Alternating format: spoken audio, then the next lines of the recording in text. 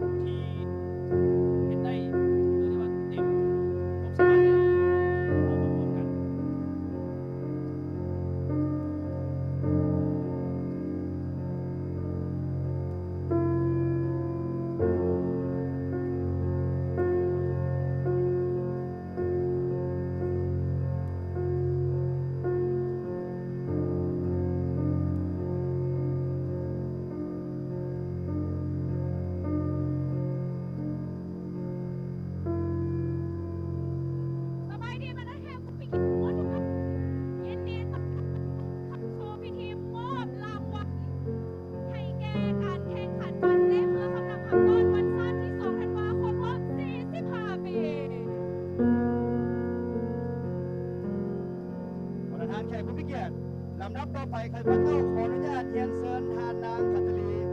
สุริพงศ์รองรัฐมนตรีกระทรวงศึกษาธิการและกีฬา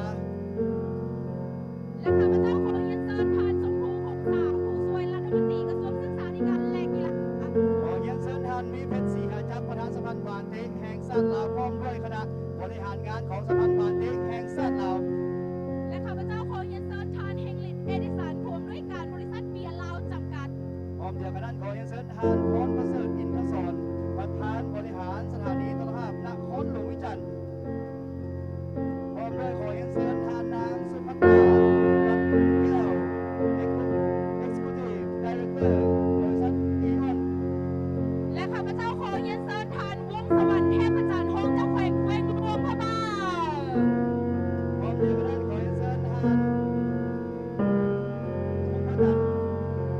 วงสวรรค์เทพจันทร์ห้องเจ้าแขวงพม่าและนอกจากนั้นข้าพเจ้าเองขอถือเป็นเกียรติเรียนเชิญทานมาลัยทองกรมศิลป์ห้องเจ้าแขวง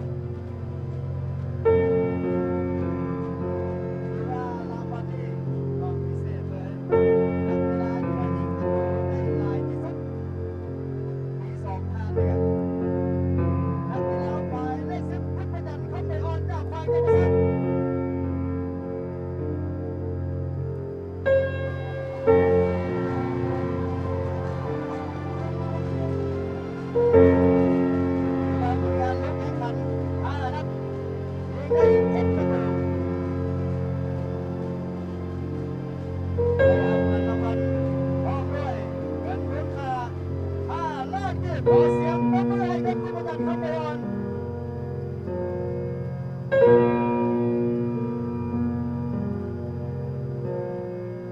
และอีกหนึ่งนักเตะที่ผลงานได้ดีโดยได้รับรางวัลดังกล่าวผู้เล่นหมายเลขเก้าสังวรพิมพ์เกษตรก้าวไขกรรมศักดิ์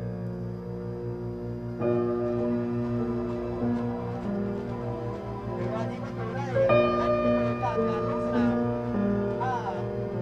ขอให้จากการลงสนามเช่นกันที่ได้ประตูหรือว่าสังวรพิมพ์เกษตรในทัวร์นาเมนต์นี้เป็นกรรมการอำลาในการทำไส้แปลงกรรมศักดิ์เห็นผลงานได้ดีทำไส้แปลงกรรมศักดิ์มายาวนาน30 กว่าปีนะขอเสียงปรบมือให้กับสังวรพิมพ์เกษตร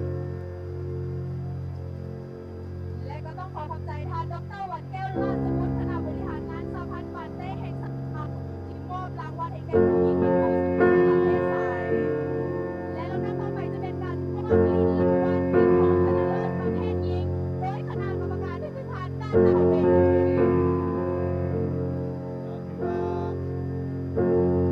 ก็กำลังของเราเดินทางมา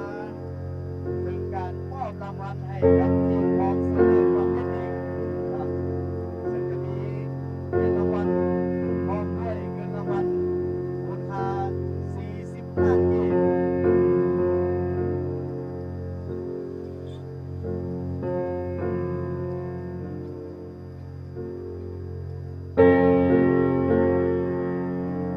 เป็นภาพที่มีความหมายและความสำคัญต่อคณะบริหารงานพร้อมด้วยคณะจากทางกระทรวงศึกษาธิการและกีฬาและบรรดาผู้บริการต่างๆเราเป็นได้ร่วมตัวกันให้เกียรติมอบรางวัลและเกียรติรางวัลให้กับนักกีฬาของเราในวันนี้ซึ่งทั้งนักกีฬาแต่ละภาคส่วนแต่ละทีมแต่ละหน่วยบริการทางสภานักกีฬาก็แข่งขันที่นักโทษนักจัดว่าเป็นผลงานของตัวเองได้อย่างสมบูรณ์แบบและงานของเขาการลดลงด้วยบรรยากาศที่เบิกบานบนซื่นเต็มไปด้วยความสุขโดยเฉพาะพวกเราที่ได้การเฉลิมฉลองวัน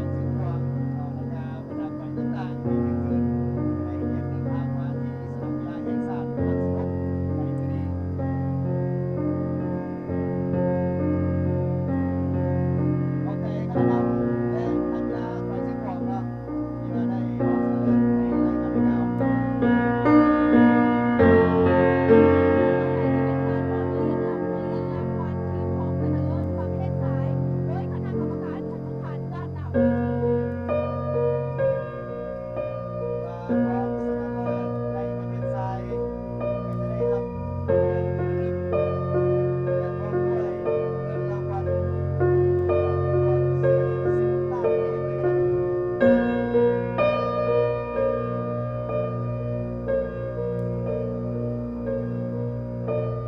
สำหรับการแข่งขันของเราได้เดินทางมาตั้งแต่เมื่อวันที่ 6 ที่ผ่านมาจนถึงวันนี้ใกล้จะจบลงอย่างสมบูรณ์แบบ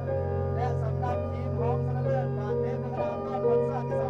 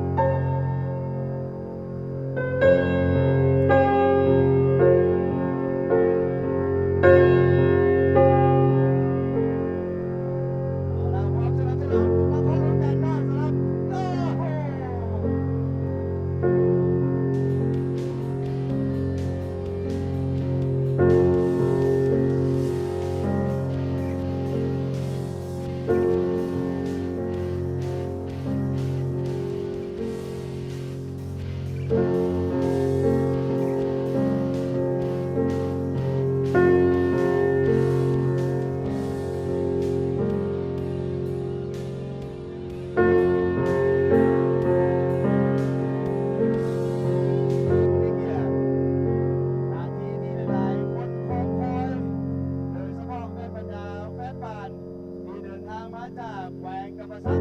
มีแต่ชื่นชมพร้อมยินดีเฉลิมฉลองงานที่มีความหมายและความสำคัญดูสนามกีฬาแห่งชาติหลัก 16 นั่นก็คือการมอบรางวัลชนะเลิศประเภททรายให้กับทีมทรายหรือว่าผลงานให้ออกมาได้สมบูรณ์แบบ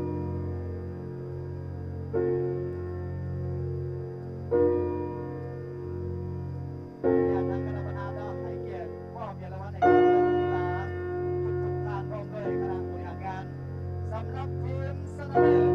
การแข่งขันบาสเตะทรายเพื่อคณะต้านวันชาติที่2ธันวาคมรอบ 45 ปี ทีมชนะเลิศได้แก่นักกีฬาจากแขวงจำปาสัก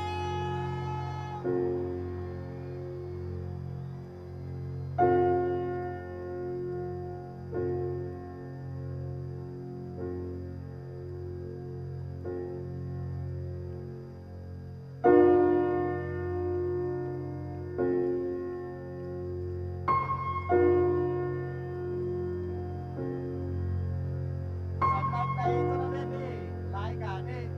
นักกีฬาของแขวงจำปาสักเป็นประกาศอำลาในการทำไส้แขวงจำปาสักโดยเฉพาะเป็นนักกีฬาประกอบด้วย3 คนนั่นก็คืออุดมสิทธิ์สิงห์ราชสมบูรณ์คำลาปิ่นแก้วสั่งมรพุทธเสนรวมไปถึงอาจารย์บางไก่ที่ประเด็นหน้าที่ทำไส้แกนน้ำคันแขวงทำไส้พวกการกีฬาบาสเตะในบ้านเฮายาวนานถึง20 ปี และในครั้งนี้เราไปขออำลาจากเป็นทางการขอเสียงปรบมือให้บรรดานักกีฬาและครูฝึกของพวกเราเรียนการได้ดีลำดับต่อไปจะเป็นพิธีมอบเงินรางวัลให้กับนักกีฬาที่ชนะเลิศขออนุญาตเรียนเชิญนายเฮนริกแอนเดอร์สันผู้บริการใหญ่บริษัทเบียร์เราจำกัดให้เกียรติมอบเงินรางวัลให้กับหัวหน้าทีมแขวงจำปาสักนั่นก็คือคำลาปิ่นแก้วมูลค่า100 ล้านกีบขอเสียงตบมือดัง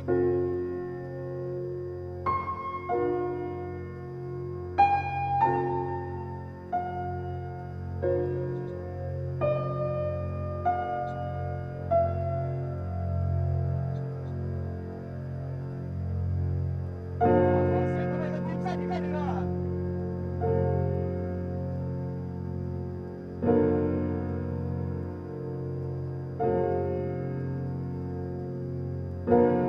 ถือว่าเต็มไปด้วยรอยยิ้มสำหรับกองเชียร์ทุกพร้อมด้วยนักกีฬาถือว่าสถิติของทีมจำปาสักเป็นได้แบบสวยงามและโปรเสียกับทีมใดในรายการนี้และลำดับต่อไปจะเป็นการมอบขันรางวัลทีมชนะเลิศประเภทชายซึ่งขออนุญาตเรียนเชิญทางนางกัญญาแก้วมณีเลขาธิการสภาบาสเตะแห่งชาติให้เกียรติเชิญขันรางวัลให้กับท่านหมีเพชรศรีหาจักรประธานสภาบาสเตะแห่งชาติเรามอบให้กับทีมที่ว่าได้สร้างการแข่งขันบาสเตะพัฒนาอัมพรวันชาติที่2 ธันวาคมรอบ 45 ปีชนะเลิศในงานดังกล่าวนั่นก็คือนักกีฬาจาก